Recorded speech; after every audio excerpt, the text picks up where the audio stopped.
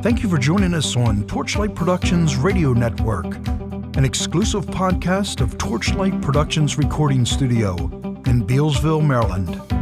For more information on Torchlight Productions Recording Studio, you can contact us at 301-801-6868. Sit back, relax, and enjoy the show.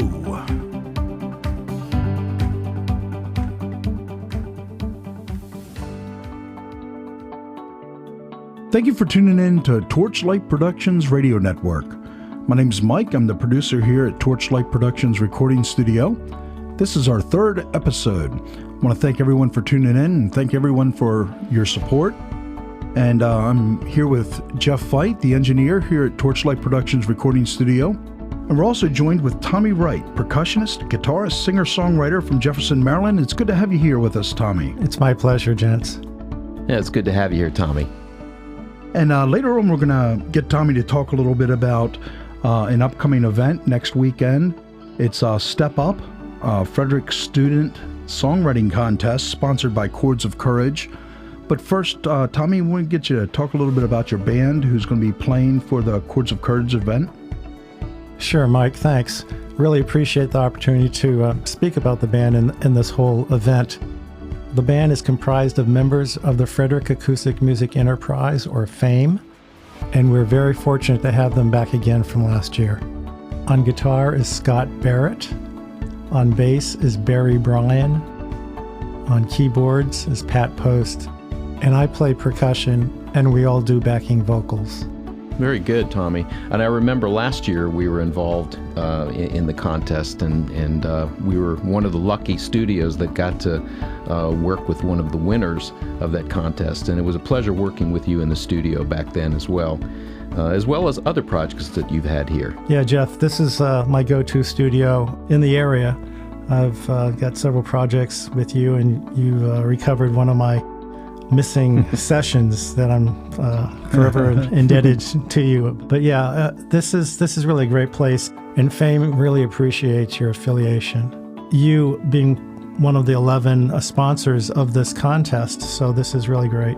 Well, we've really enjoyed it, and I'm absolutely honored to be a part of it again this year. And we do look forward to doing this every year that this contest is going to be going on. Hopefully it's going to continue. Yeah, we're hoping for a long run. Karen Dale, who is the CEO of Chords of Courage, and she's the director of the contest, and she's really delighted. So on her behalf, I'm speaking about this to you all today.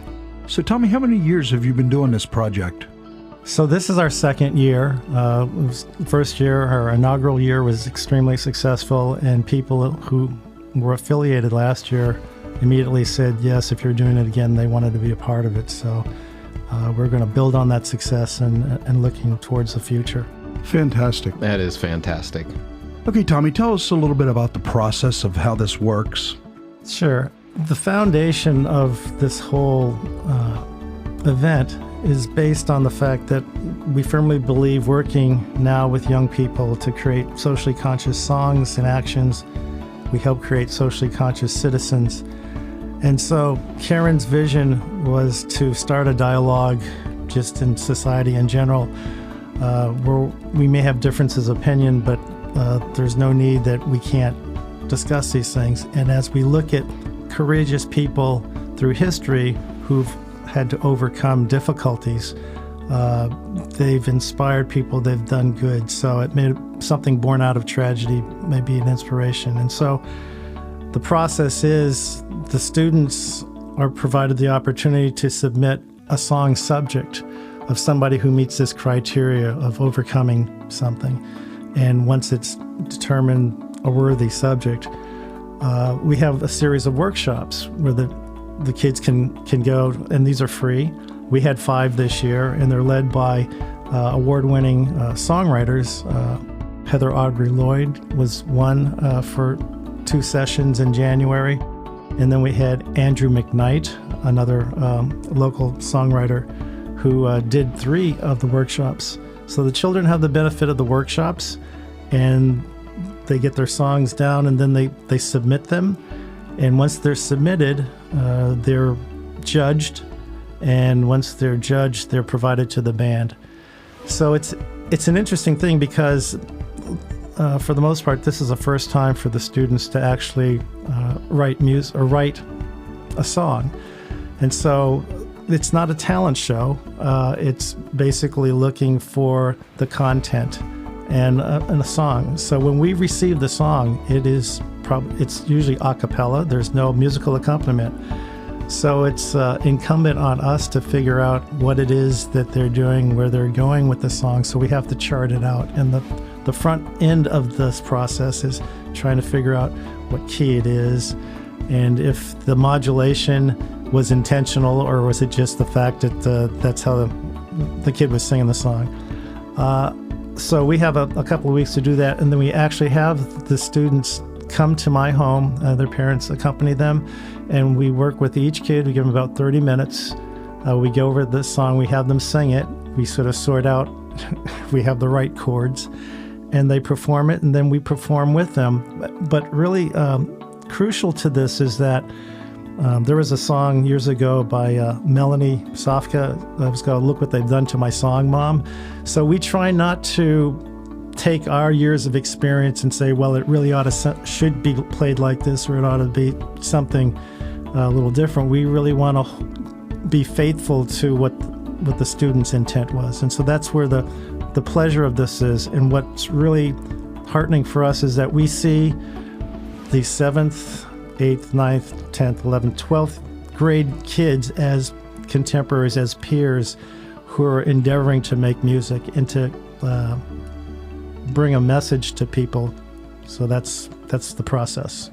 And actually, you know, when you guys did this last year, this is the whole piece of the puzzle that I didn't know about.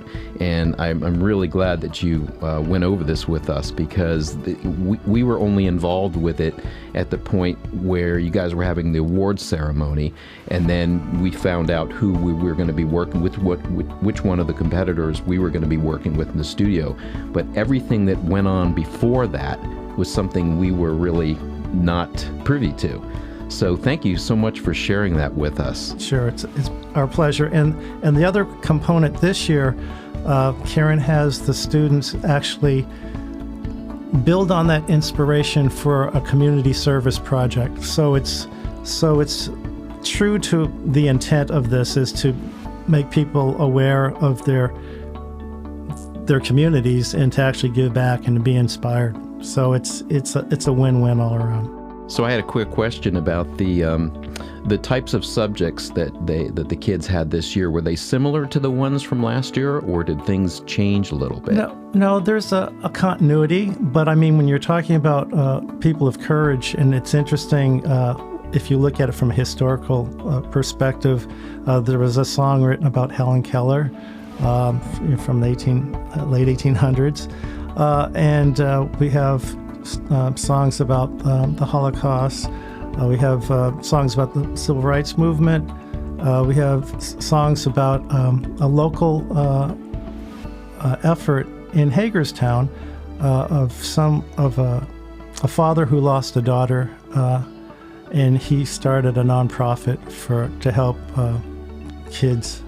So it's as current as today, and it goes back. So. It's really heartening to have a song about Amelia Earhart.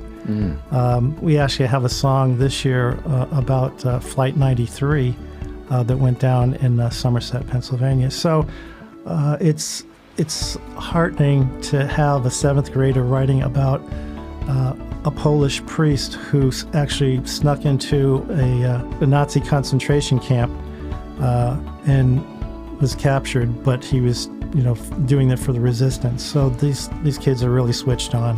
Such an amazing project. It's like you said, Jeff, it's an honor for us to be a part of it. And I guess the students must be really excited about this. I'm sure they're really excited about the project. Yeah, in the process, it's interesting. Everybody comes in, we're kind of tentative for the first several moments. Everybody's kind of getting acquainted.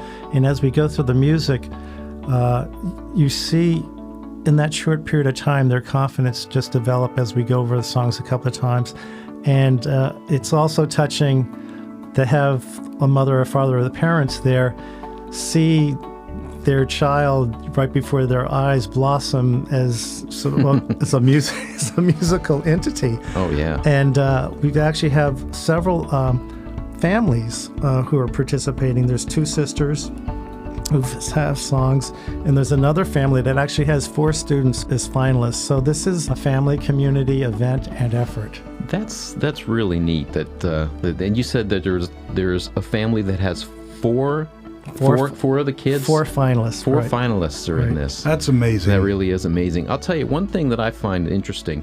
I think that a lot of the kids today, a lot of them maybe haven't gotten as much background about history and things that they normally would have, like when we were kids. Right. And I think that what this process is doing is it seems to be helping. It's encouraging kids to get into the history. Like last year, there was a young lady who recorded here who had won, and she did a song about Harriet Tubman. So that entire story about Harriet Tubman and the Underground Railroad, that was a very interesting part of history, American history. I find that this event, this Step Up Chords of Courage program really does a wonderful thing for these kids. It seems that there's a lot of scholarship that goes into it, and that's what really impresses me. So they do the research, and then they're willing to take the instruction from our professional songwriters about the form and the standard things, the verse, the chorus, the bridge. Some of the band members were complaining about these bridges. We're just hoping for a verse and a chorus, and then we had to figure out, okay, is this a bridge or not? But they have all the tools to craft songs, and there's some songs, as I'm learning this stuff, even driving into work or sitting at my desk, they're kind of earworm songs. I mean, they've got catchy riffs and melodies, and I could see people much older actually taking these songs and performing them, making their own songs. So I mean, the quality is that good. So I guess when you give somebody, if they have the willingness and you give them the tools, then you shouldn't be surprised at the outcome. So this is a great pleasure for me. I'm curious, is this something that's exclusive to this area? Karen believes that this is unique in the world. I don't know if I can go that far, but there isn't anybody else that I'm even aware of. I mean, the premise of, taking somebody courageous and then going through all these steps and then actually, performing. So I'd say this is a one of a kind.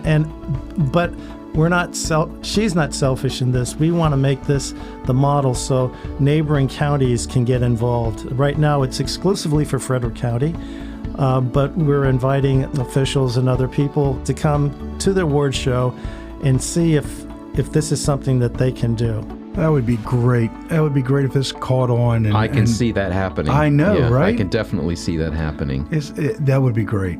And Karen's, she's a wonderful lady. I can absolutely see that she, that's the way she would be about this. Yeah. She would want this to catch on. I think, and we've had this conversation, that it's like a recipe, but the secret sauce and the ingredients are the willingness of the members.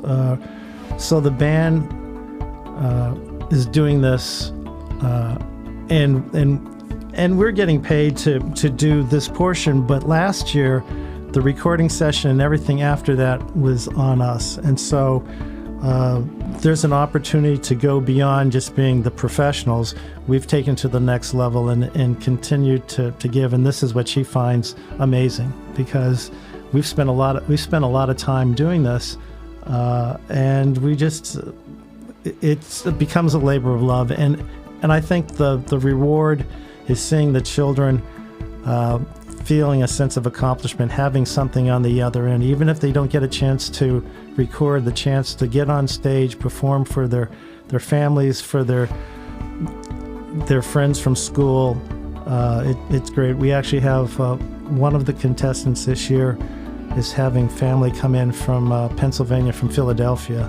Wow. And this particular student actually has 2 songs in the contest. So this is pretty exciting stuff. that is exciting. I'll tell you, the other thing that I really like about this is, and I can speak for the studio here, that we love working with young people. I know for a fact that there are a lot of young people, for instance, not to move off of the topic here, but a lot of young people like to come in here that are interested in, for instance, recording engineering, and they ask me if I would spend some time interning them here, and I'm always happy to do that. But my point is that working with young kids is just very, very rewarding, because I look at it like we're passing something on to the next generation. It's a very important thing, I think, that we do.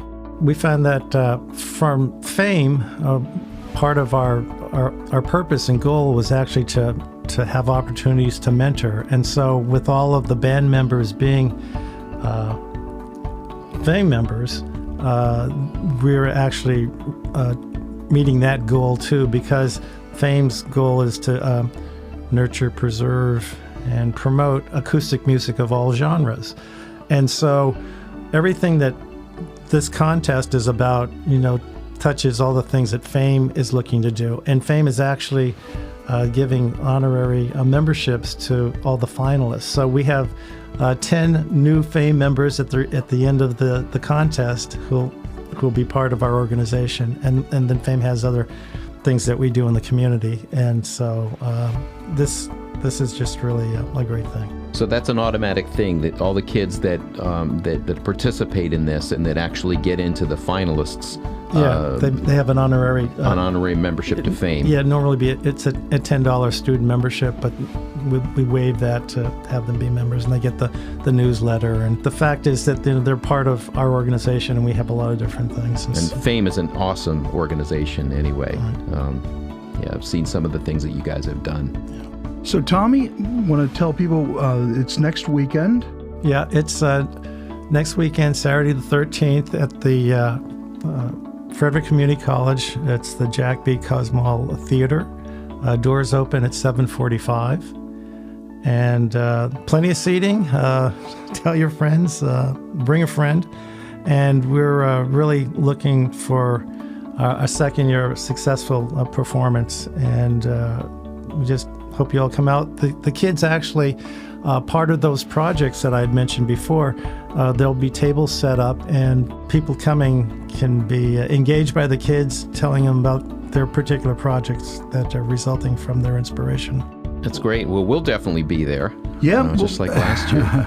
And once again, Tomy, it's just it's a pleasure to have you out here. Thank you so much for coming and talking about the project and being here with us. We definitely support it, and we are honored to be a part of it, and we will definitely be a part of it next year, because we definitely support everything it's about. As long as we're invited to. As long as yeah. Oh, I'm sure Karen's not going to turn you guys down.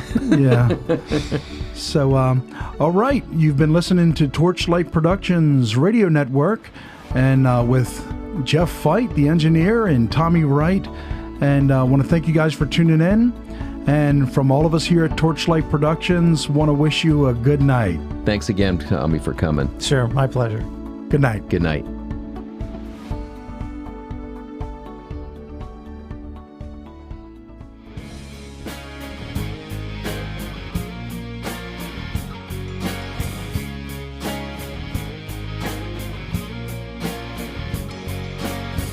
Thank you for tuning in to Torchlight Productions Radio Network.